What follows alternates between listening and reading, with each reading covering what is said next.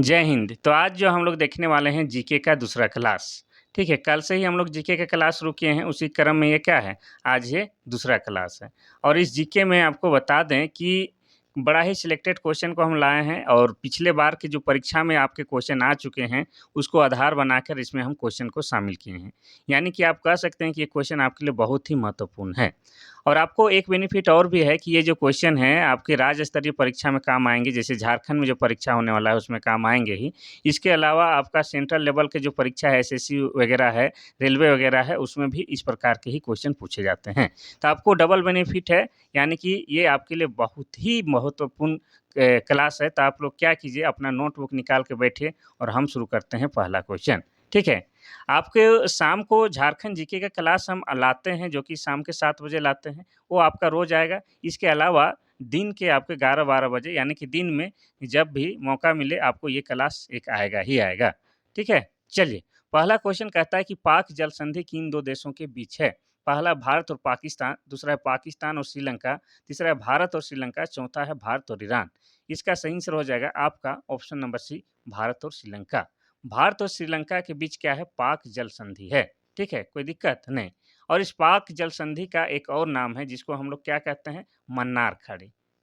पाक जल संधि को ही मन्नार खाड़ी भी कहा जाता है, कोई दिक्कत नहीं है। और इसका इंग्लिश से स्पेलिंग कैसा होगा, PALK, यहाँ पर एल साइलेंट हो जा रहा है, यानी कि पाक जल संधि का स्पेलिंग इंग्लिश में इस प्रकार होगा, जो कि भारत और श्रीलंका के बीच में स्थित है।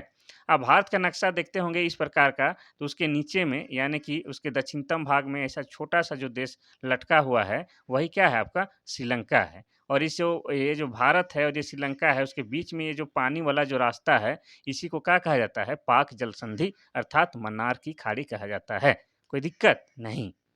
चलिए आगे बढ़ते हैं हम लोग क्वेश्चन नंबर 2 की ओर। क्वेश्चन नंबर 2 कहता है कि निम्नलिखित में से गरम मसाले का मुख्य उत्पादक क्षेत्र कौन-सा है? पहला है दक्कन ट्रैप, दूसरा है मलाबार तट, तीसरा है कोरोमंडल तट, चौथा है सुंदरवन डेल्टा। इसका सही आंसर हो जाएगा आपका ऑप्शन नंबर बी, मलाबार तट। ठीक है? तो दिए गए विकल्प में से मालाबार तट जो है गरम मसालों का मुख्य उत्पादक क्षेत्र है, ये आपको याद रखना है। अब सुंदरवन डेल्टा की बात किया जाए तो यह क्या है, भारत का सबसे बड़ा डेल्टा है। अब डेल्टा क्या होता है तो आपको बता दें कि जब नदी जो है समुद्र में गिरने से पहले जो है कई हिस्सों में इस तरह से बँट जाता है, नदी की धाराएँ। तो ये जो है धाराओं के बीच में जो ये स्थल भाग होता है, उसी को हम लोग क्या बोलते हैं, डेल्टा कहते हैं, ठीक है? ये आपको याद रखना है। तो सुंदरवन डेल्टा क्या है? भारत का सबसे बड़ा डेल्टा है और ये शायद हमको लगता है वेस्ट बंगाल में है, पश्चिम बंगाल में है, अगर हम गलत नहीं हैं तो। चलिए अब देखते हैं हम लोग क्वेश्चन नंबर 3 की ओर। क्वेश्चन नंबर 3 कहता है कि तुर्की की राजधानी क्या है? पहला है अंकारा, दूसरा है टोक्यो, तीसरा है मस्कट, चौथा है रियाद। इसका सही आंसर क्या होगा? तो इसका सही आंसर हो जाएगा आपका ऑप्शन नंबर ए, अंकारा। तुर्की की राजधानी का नाम अंकारा है, ठीक है? और बात किया जाए कि तुर्की का मुद्रा क्या है? ये भी तो पूछेगा। राजधानी पूछता है और मुद्रा पूछता है, ठीक है? ये आपका विशेष रूप से पूछता है किसी भी देश का, वहाँ की राजधानी क्या है, उसकी मुद्रा। तो तुर्की का राजधानी तो हो जाएगा अंकारा, और इस देश की राजधानी की बात की जाए, राजधानी बोलते हैं, इस देश की मुद्रा की बात की जाए तो मुद्रा जो है आपका लीरा है। क्या है? लीरा। इतना याद रखना है, ठीक है। चलिए आगे बढ़ते हैं हम लोग क्वेश्चन नंबर 4 की ओर। क्वेश्चन नंबर 4 कहता है कि इराक की मुद्रा क्या है? पहला है दिनार, दूसरा है युआन, तीसरा है रुपया, चौथा है कयात। इसका सही आंसर क्या होगा? तो इराक देश की मुद्रा का नाम क्या है? ऑप्शन नंबर ए, दिनार है। इराक की मुद्रा का नाम दिनार है। अगर आपसे पूछता कि इराक की राजधानी क्या है, तो इराक की राजधानी आपको बता देते हैं, ठीक है? राजधानी और मुद्रा दोनों को आप लोग को पढ़ना है, याद रखना है। तो राजधानी हो जाएगा आपका बगदाद। क्या हो जाएगा? बगदाद। चलिए आगे बढ़ते हैं हम लोग क्वेश्चन नंबर 5 की ओर। क्वेश्चन नंबर 5 कहता है कि भारत संघ में नए राज्य की स्वीकृति कौन देता है? पहला है राष्ट्रपति, दूसरा है उच्चतम न्यायालय, तीसरा है प्रधानमंत्री, चौथा है संसद।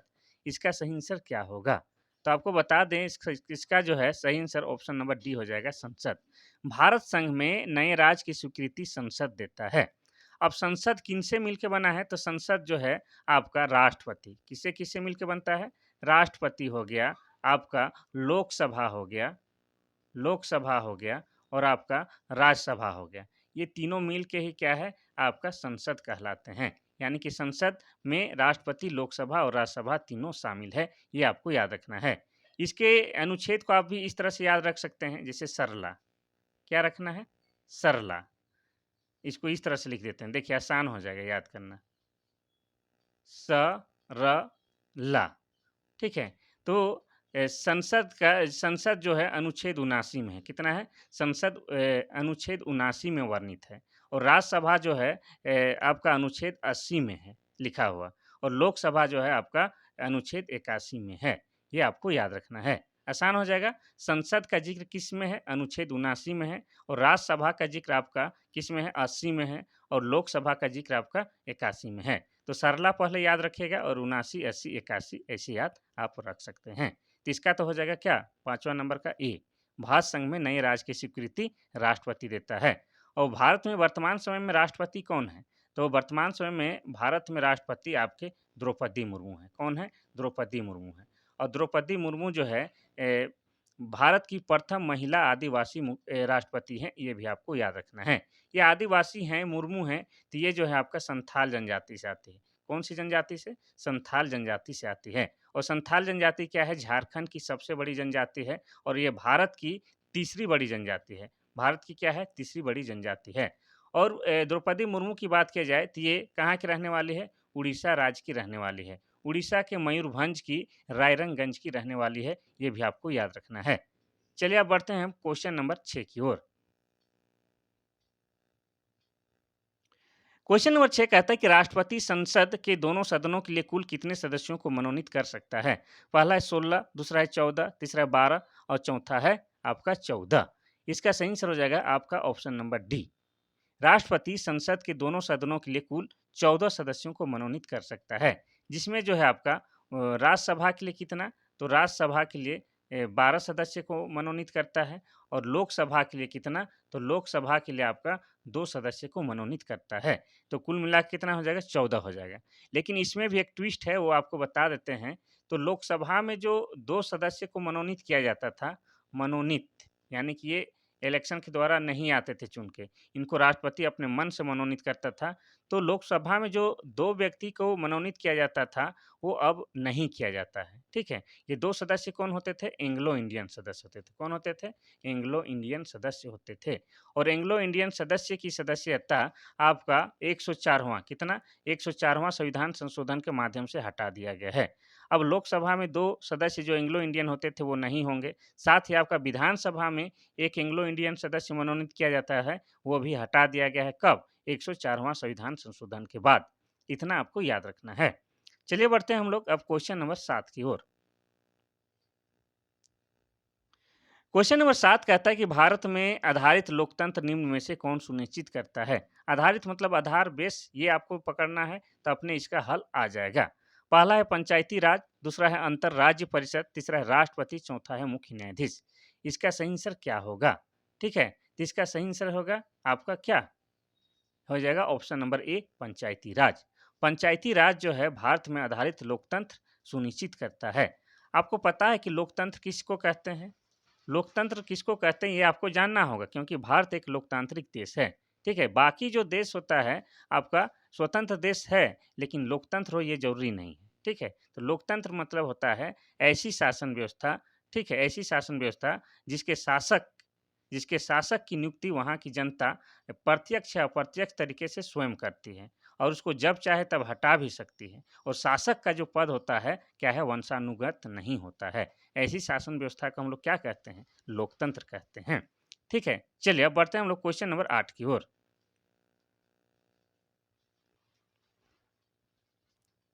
क्वेश्चन नंबर 8 कहता है कि मौद्रिक नीति का मुख्य उद्देश्य क्या है? पहला है सरकारी कर राजस्व में वृद्धि, दूसरा है सार्वजनिक वितरण प्रणाली में सुधार, तीसरा है मूल्य स्थिरता के साथ आर्थिक विकास को बढ़ावा, चौथा है अर्थव्यवस्था से भ्रष्टाचार को बाहर करना। इसमें मौद्रिक नीति का मुख्य उद्देश्य क्या है? ये इकोनॉमी का सवाल है, और इकोनॉमी से भी सम्मिलित सवाल होते ही होते हैं। तो इसका सही आंसर हो जाएगा आपका ऑप्शन नंबर सी, ये वाला। ठीक है, यानी कि मौद्रिक नीति का मुख्य उद्देश्य है मूल्य स्थिरता के साथ आर्थिक विकास को बढ़ावा देना। चलिए आगे बढ़ते हैं। क्वेश्चन नंबर 9 कहता है कि राजकोषीय नीति संबंधित है।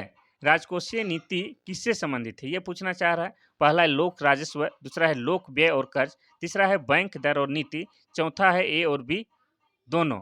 तो इसका सही आंसर क्या होगा? ठीक है, तो इसका सही आंसर हो जाएगा आपका ऑप्शन नंबर डी, एक और बी दोनों। यानी कि राजकोषीय नीति का संबंध किससे है? लोक राजस्व से भी है और आपका लोक व्यय और कर्ज से भी है। ये दोनों से संबंध कौन है? आपका राजकोषीय नीति है। ये इकोनॉमी का सवाल है। अब देखते हैं हम लोग क्वेश्चन नंबर 10। क्वेश्चन नंबर 10 कहता है कि मैकमोहन रेखा किन दो देशों के बीच स्थित है?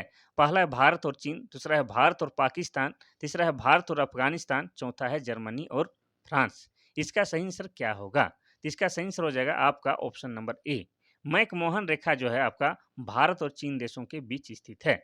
ठीक है, अब यह रेखा जो है कब निर्धारित किया गया था? तो यह रेखा आपका 1914 में निर्धारित किया गया था। कब? 1914 में निर्धारित किया गया था। और कहाँ पर निर्धारित किया गया था? तो आपका शिमला में। ठीक है, तो भारत और चीन के बीच में आपका मैकमोहन रेखा है, जिसे सीमा रेखा कह सकते हैं। ठीक है, यानी कि यहाँ पर तय किया गया है, तो इधर भारत है, उधर चीन है, इस तरह से। और ये 1914 में तय किया गया था। और कहाँ पर? तो हमारा जो राज्य है शिमला, वहीं पर। ठीक है, चलिए।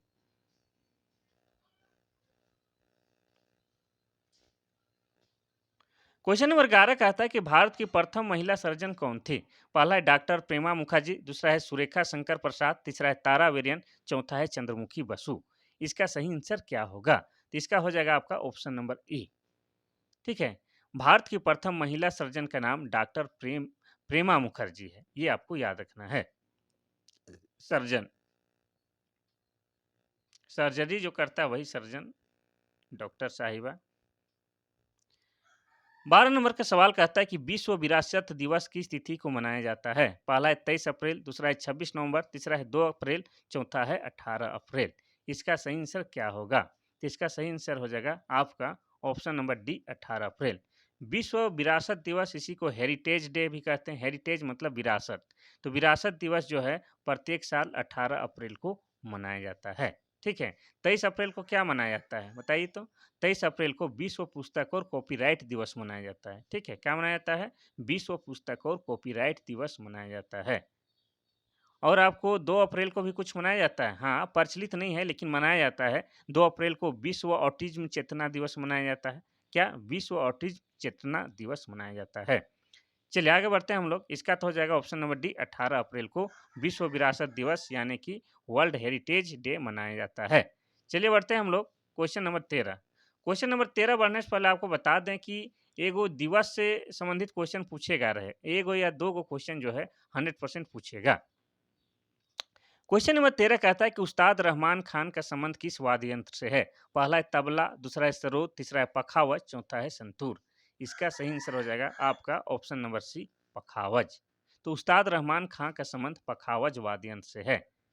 ठीक है, तो ये हमेशा पूछेगा कि भाई उस्ताद रहमान का या कभी बिस्मिल्लाह खां का किससे संबंध है। इस तरह से कुछ ना कुछ एक कलाकार का नाम देगा और वो किससे संबंधित है, क्या बजाते थे, कौन सा वाद्य यंत्र बजाते थे। ऐसा क्वेश्चन 100% रहता है। जैसे बिस्मिल्लाह खां का संबंध किससे है, तो वो आपका क्या बजाते थे?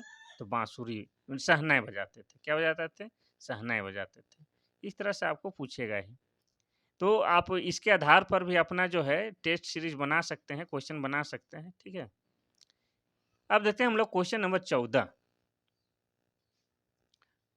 क्वेश्चन नंबर 14 की बात किया जाए तो हाफ वाली, क्या? हाफ वाली खेल का संबंध किस खेल से है? पहला है हॉकी, दूसरा है क्रिकेट, तीसरा है टेनिस, चौथा है फुटबॉल। इसका सही आंसर क्या होगा? तो इसका हो जाएगा आपका ऑप्शन नंबर ए, हॉकी से। हाफ वाली खेल का संबंध हॉकी से है। ठीक है, और हॉकी का पहला संगठित क्लब कब स्थापित किया गया था? तो हॉकी का पहला संगठित क्लब आपका 1861 ईस्वी में स्थापित किया गया था। और यह जो है, इस क्लब का नाम क्या था? तो इस क्लब का नाम था Blackheath and AB and club. क्या था? Blackheath AB and club. ये पहला क्लब है जो कि 1861 में स्थापित किया गया था। और ये हाफ वाली शब्द का संबंध किससे है? तो हॉकी से है। ये आपको याद रखना है। और हॉकी में झारखंड जीके में हम पढ़ाए हैं, क्या पढ़ा है? 1928 में, यानी कब? 1928 में एम्स्टर्डम में जो हॉकी ओलंपिक हो रहा था, शीतकालीन हॉकी ओलंपिक हो रहा था, उसमें भारतीय हॉकी टीम के कैप्टन कौन थे? तो जयपाल सिंह मुंडा थे और उन्होंने भारत को गोल्ड दिलाया था। क्या दिलाया था? गोल्ड दिलाया था। कब? 1928 ईस्वी का एम्स्टर्डम में शीतकालीन हॉकी ओलंपिक में। चलिए, झारखंड ऐसा राज्य है जहाँ से बहुत सारे जो महिला हॉकी खिलाड़ी चयनित होती है। एक-एक भारतीय टीम में जब भी मैच होता है तो 5-6 जो है आपका झारखंड की ही महिला हॉकी खिलाड़ी होती है। यानी कि झारखंड क्या है? महिला हॉकी खिलाड़ियों का गढ़ है। पुरुष पुरुष हॉकी खिलाड़ी भी है, लेकिन महिलाओं का सबसे ज़्यादा जनसंख्या है। देखिए 15 नंबर का क्वेश्चन कहता है कि लॉन टेनिस खेल का विकास किस देश में हुआ है? पहला इंग्लैंड, दूसरा है अमेरिका, तीसरा है चीन, चौथा है फ्रांस। इसका सही आंसर क्या होगा? तो इसका हो जाएगा ऑप्शन नंबर ए, इंग्लैंड। कहाँ चल गया भाई? इसका हो जाएगा आपका इंग्लैंड। लॉन टेनिस खेल का विकास इंग्लैंड में हुआ और टेनिस की सर्वोच्च संस्था इंटरनेशनल टेनिस फेडरेशन की स्थापना आपका कब हुआ है? तो 1913 में हुआ है। ठीक है। 1913 में लॉन टेनिस बॉल की क्या है? सबसे बड़ी जो संस्था है उसकी स्थापना हुई है। और ये कहाँ पर हुई है? तो आपका हुआ है पेरिस में।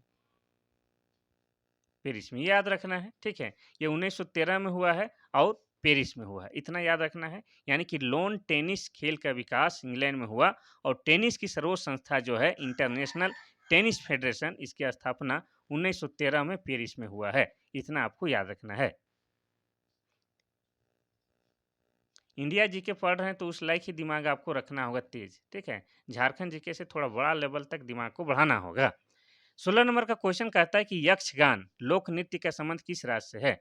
यानी कि यहाँ पर जो हम क्वेश्चन बनाए हैं उस पे आप लोग गौर कीजिएगा कि एक रहेगा लोक नृत्य से रहेगा, एक वाद्य यंत्र से रहेगा, राजधानी से रहेगा, मुद्रा से रहेगा और एक रहेगा सीमा रेखा से। इस तरह के ही क्वेश्चन आपके पूछेंगे, ठीक है? तो इसको आधार बना के भी आप क्वेश्चन बना सकते हैं। तो यक्षगान लोक नृत्य का संबंध किस राज्य से है? पहला है मिजोरम, दूसरा है मणिपुर, तीसरा है तमिलनाडु, चौथा है कर्नाटक। इसका सही आंसर हो जाएगा आपका option number D, Karnataka. Yakshagana लोक नृत्य का संबंध कर्नाटक राज्य से है। कोई दिक्कत नहीं। चलिए बढ़ते हैं हम लोग क्वेश्चन नंबर 17 की ओर। क्वेश्चन नंबर 17 कहता है कि भारतीय गन्ना अनुसंधान केंद्र कहाँ स्थित है?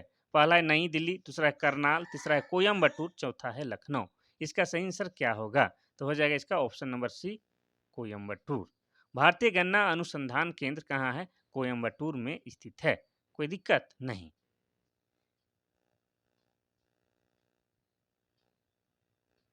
क्वेश्चन नंबर 18 कहता है कि जीएसटी के लिए 122वां संविधान संशोधन बिल संसद में कब प्रस्तुत किया गया था? पहला है 2013, दूसरा है 2014 और तीसरा है 2016, चौथा है 2017। इसका सही आंसर हो जाएगा आपका ऑप्शन नंबर बी, 2014 में। ठीक है, तो जीएसटी के लिए 122वां संविधान संशोधन बिल संसद में 2014 में प्रस्तुत किया गया था। इतना आपको याद रखना है। और यह जो है पूरे भारत में कब लागू हुआ था जीएसटी? तो जीएसटी जो है आपका पूरे भारत में लागू हुआ था 1 जुलाई। कब? 1 जुलाई 2017 से ये पूरे भारत में लागू हो गया था आपका क्या? जीएसटी।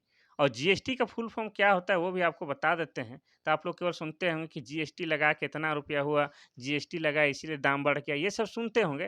लेकिन जीएसटी का फुल फॉर्म जानते हैं कि नहीं जानते हैं? जीएसटी मतलब जी से हो जाता है आपका गुड। गुड ने हाँ, good. Good and good and service tax होता है। क्या होता है? यहाँ लिखा नहीं हटेगा। गुड एंड सर्विस टैक्स होता है जीएसटी का। कोई दिक्कत नहीं। यानी कि वस्तु और सेवा कर, हिंदी में कह सकते हैं क्या? वस्तु और सेवा कर होता है। हमको लगता है कि आज क्वेश्चन 18 ही था, ठीक है? कल से क्वेश्चन 20 क्वेश्चन लाएंगे, 20 या 25 क्वेश्चन डेली लेके आएंगे। किसी कारण से 18 ही लिख पाए हैं, कोई बात नहीं। लेकिन आपका प्रत्येक दिन जो है जीके का एक क्लास आएगा, आप लोग प्रिपेयर करके रखिएगा अपना माइंड, ठीक है? चलिए, शाम को 7 बजे फिर मिलते हैं हम लोग झारखंड जीके में। चलिए, आज के लिए बस इतना सही। थैंक यू, धन्यवाद।